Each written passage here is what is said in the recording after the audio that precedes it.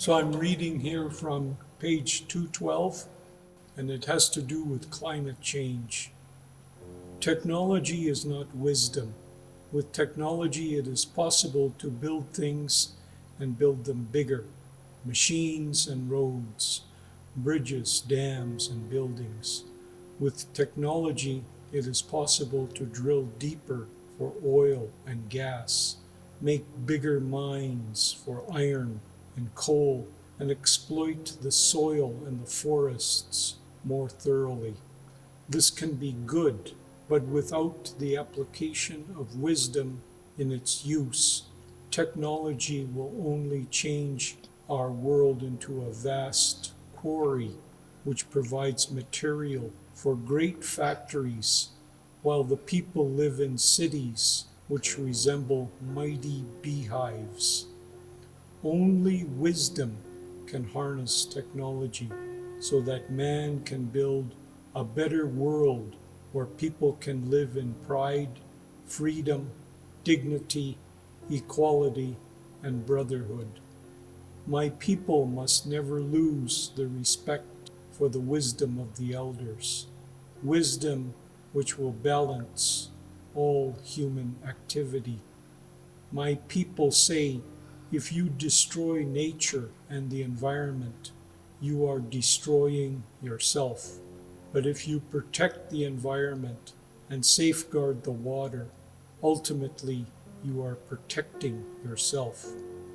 Wisdom harnessed with technology can go a long way in creating a better social order, a world in which all creation can survive and enjoy life to the fullest.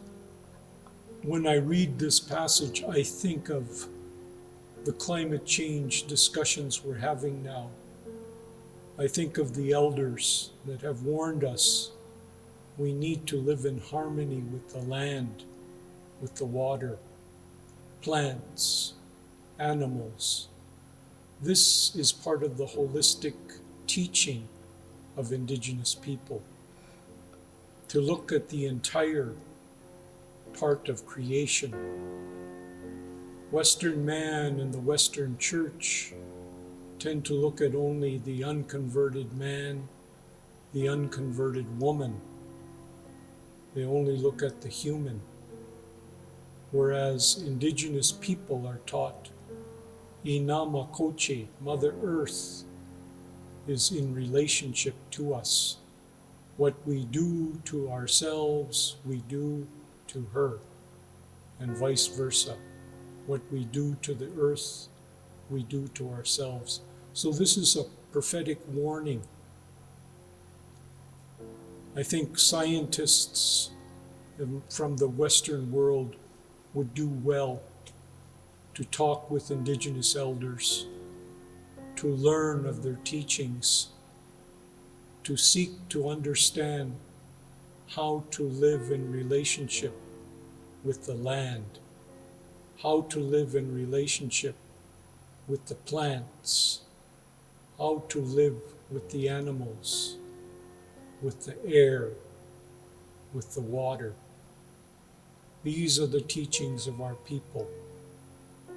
We have much to share, and if the Western world is open to listen, they can learn much about climate, about land, air, and water.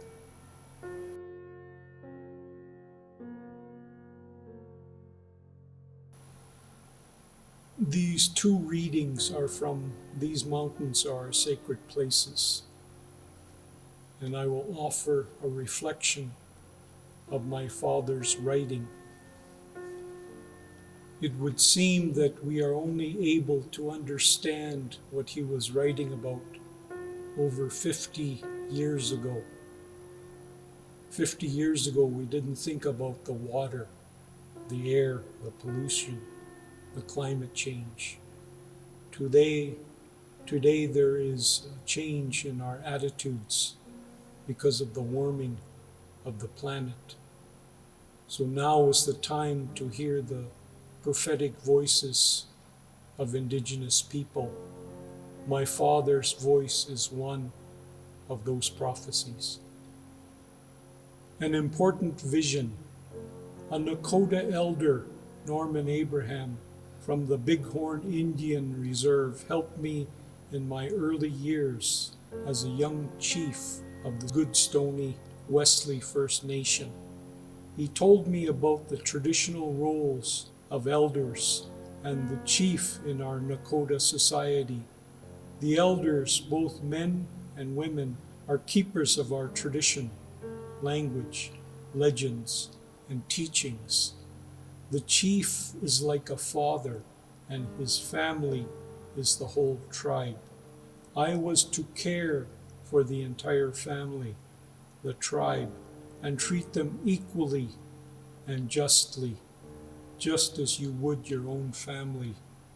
Elder Abraham told me never to forget the Creator and the teachings and ways of our people. Always pray to the Great Spirit to walk with you, guide you, protect you, and give you wisdom so you can lead our people along the good path. He gave me a sacred peace pipe and told me the importance of it in our Nakota society. He taught me how to handle the pipe and how to use it in prayers and rituals and our medicine people, as they have done through the ages. To this day, I still have the sacred pipe. I keep it in a very honorable place in my home, along with the tobacco, sweetgrass, and mountain sage. But I only use the pipe on rare occasions.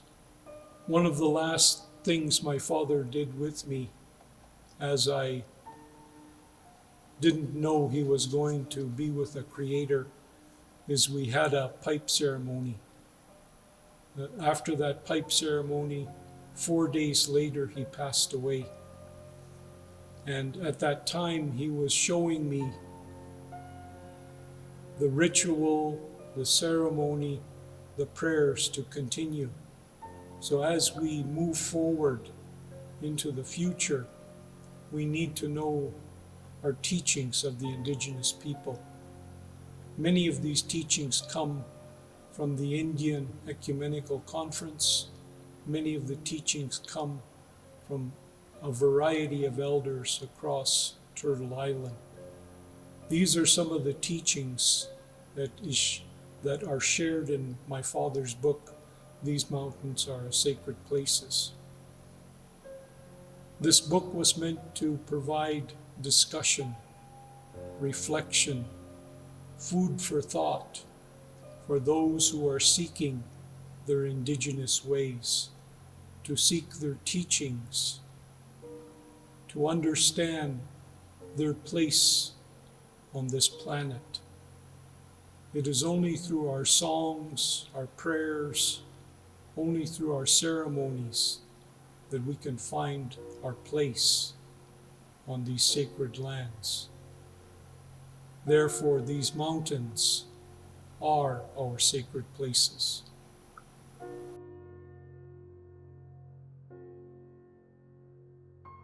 So he's talking about pipe ceremonies, and he did the fourth ceremony.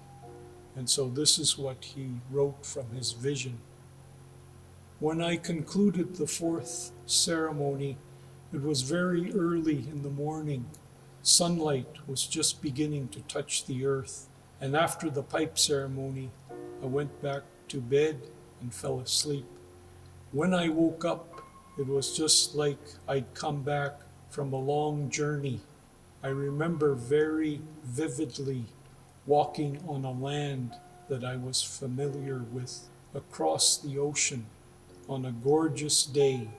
In my dream, I had a vision. I was walking across the Stony Indian Reserve, just east of the Indian Ecumenical Conference grounds, known as the Sacred Grounds. It is just across the highway from where my brother Wallace and his family used to live. I was in the spirit world. I was moving westward, gliding in the air across time and across space. I saw Willow Creek, a crystal clear stream that usually runs downhill into the Bow River. I remember the area very well because I was a boy. I used to ride my pony there. As I was walking, I was in the air, but I could see the creek below. The creek was very dirty, murky, dark, and purplish in color, like sewage water backing up. It was flowing uphill instead of downhill. Just then I heard a most beautiful voice, very calm and soft-spoken, which said to me in my Nakota language, seeming to refer to the running water against the natural flow. This is caused by Calgary power. I knew the voice was referring to the 3 dams built by the Calgary Power Company, which are causing waters to flow unnaturally. It was strange that the water was flowing against the natural flow. The water kept whirling and bubbling up, looking very dirty and not fit for drinking. As I crossed the west side of Willow Creek, I touched the ground. Just then, a spiritual being caught up with me and walked with me on my left side. I was ecstatic and overwhelmed by the wonderful presence. I did not dare look at my companion's face to face, but glanced over and looked at him from the side. He was an Indigenous man with long black hair down to his waist. His kind face resembled that of a prophet, a messenger, a very special human spiritual being. He was a young man in his late 20s or early 30s, with all the features of North American Indian, high cheekbones, dark eyes, and a beautiful nose. His broad shoulders and strong-looking arms were copper-colored. He wore a tan animal skin, a kind of soft rawhide that crisscrossed his body with a large thong-like strap on his left shoulder that widened as it came down to cover his waist. He was barefoot, and his legs were muscular and looked very strong, as though he could walk all day without tiring. I looked at my feet and I saw that I, too, was barefoot. We were walking westward to the Indian Ecumenical Conference grounds, the sacred grounds where many of our Indigenous people camped and took part in sacred gatherings during the 1970s and early 1980s. Many of our Indigenous people came there from across this great island to heal and to be healed, and to rediscover our culture, our language, our traditions, and the ways of our people. As I walked, I felt very light. I seemed to be walking on air, although I was touching the ground, and ahead I could see the sacred mountains. We stopped for a moment. 2 scenes appeared before us. Straight to the south of us was a scene much like a large mural that blended in with the area. In the scene there were several tents, 3 large tents and a few smaller ones. A man like Louis Riel, bearded and sitting by one of the tents on a chair with a table in front of him with some papers on the table. My companion motioned to the mural and said to me in the Nakota language, "You don't belong there." It was the same beautiful voice I had heard when I was gliding over Willow Creek. Then, with an arm motion from where we were standing toward the rising sun, he indicated another large mural. Like the other mural, it blended in with the surrounding area. A teepee was there. I could see Chief Walking Buffalo standing in front of the teepee. He was wearing his native regalia and his famous buffalo horn headpiece. As I looked, Walking Buffalo came alive, moving, walking, and smiling as he appeared to be talking with the people around him. Also, the people around him were alive and moving about. I could not make out who they were, but they were all Indians. Then my companion, gesturing toward the teepee, said to me in the Nakota language, "That is where you belong, and always remember that." After seeing the two scenes in my vision, we continued our walk westward toward the ecumenical conference grounds. I felt as light as a feather. I still felt very light and seemed to be walking in beauty in a sacred land. The ecumenical conference was a gathering in 1971. And for those of you who do not know, the Indigenous Day resolution was passed in Morley in 1971.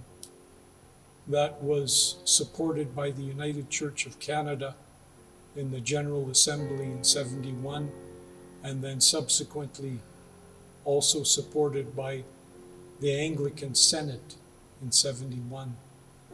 So that is where Indigenous Day comes from, June 21st. And we give thanks to the elders that provided that vision and resolution. So many prophecies, many dreams, many visions were realized at the Indian Ecumenical Conference. You can read about that in Dad's book, These Mountains Are Our Sacred Places. It provides instruction and guidance into the Indigenous teachings of our people. And there are not one Indigenous teaching for all. There are many different perspectives. If you think of a mountain, envision a mountain, Mount Yamnaska. Yamnaska is a sacred mountain. If you look from the south, you'll see a flat rock face. If you view it from the west, it's part of a long trail of mountains. From the north, you'll see drumlins and cirques from previous glacial features. Yet on the east side of the mountain, you will see a treed and a varied creation of vegetation. So the elder would ask us, which perspective is right? The south, the west, the north, the east? And the simple answer is none. All are right. All perspectives matter. So with this teaching of the mountain, we also teach that there are not one Indigenous perspective, there are many, and there are many teachings. So as we go through our work in the TRC, in the United Nations Declaration on the Rights of Indigenous People, as we work on reconciliation, let us be open in heart, mind, and spirit to the teachings of our people. May Creator continue to guide us in this work and in this path of reconciliation.